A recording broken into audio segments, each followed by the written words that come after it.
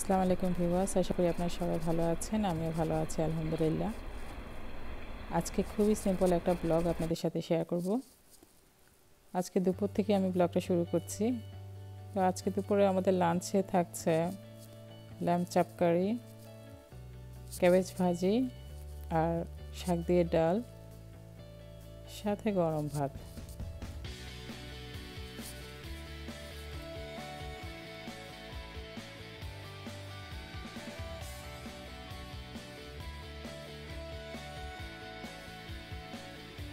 এখানে আমার মেয়ে লিয়ানাকে দেখছেন কিছু একটা খুঁজছে,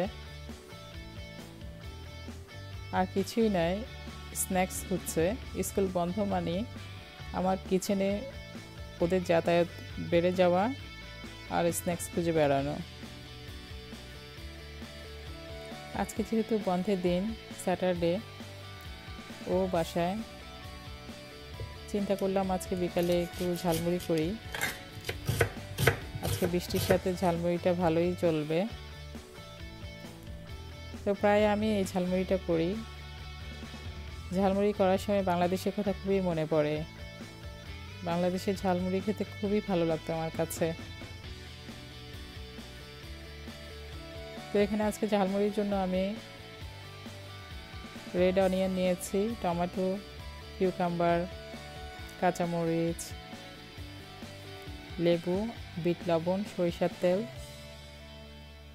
চানাচুর আর মুড়ি। ঝালমুড়ির মধ্যে সুগন্ধি লেবুটা ভালো লাগে আমার কাছে, যদিও এখন আমার কাছে নর্মাল লেবুটা আছে।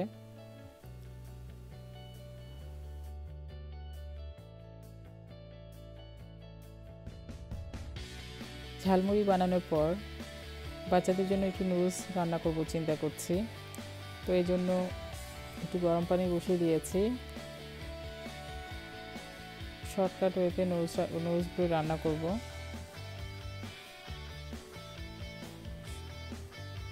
নুডলসের সাথে যে মশলাটা আছে ওইটা দিয়ে আর ডিম দিয়ে এই নুডলসটা আমি ফ্রাই করে থাকি। তো এটা একটা খুবই সিম্পল নুডলস স্যুপ। আমি এটার মধ্যে আসলে ঝাল টাল কিছু দিই না, কারণ ওরা তো খাবে এই জন্য।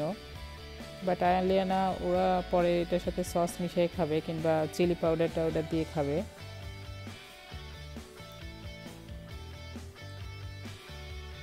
এই নুডলসটা আমার কাছে খুবই ইজি মনে হয়।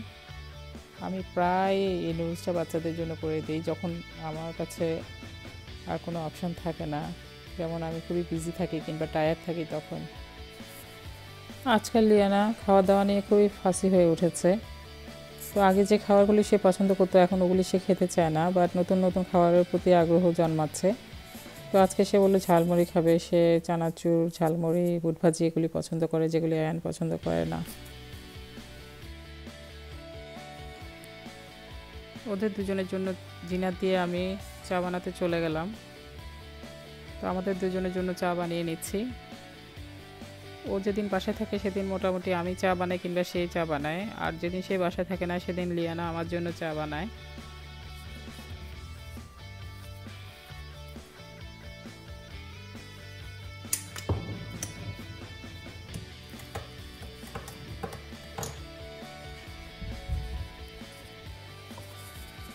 এই তো এইভাবে করে আমাদের দিনটা আজকে কেটে গেল।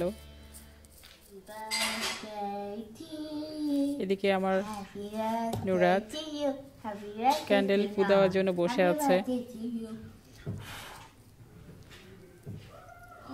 আজ এই পর্যন্তই ভিউয়ার্স, ভালো থাকবেন সবাই, আল্লাহ হাফেজ।